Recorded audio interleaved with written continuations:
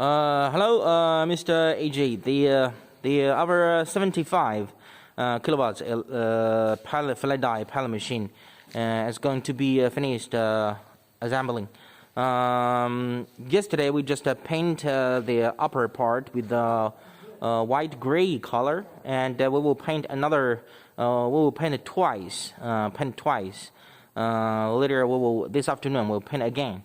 And here we're going to assemble the 75 kilowatts electric motor, which we ordered from outside, with 415 volts to the gearbox.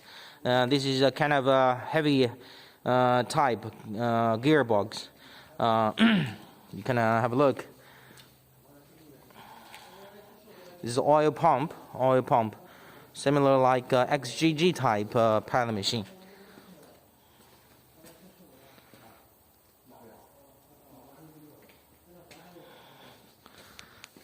This one.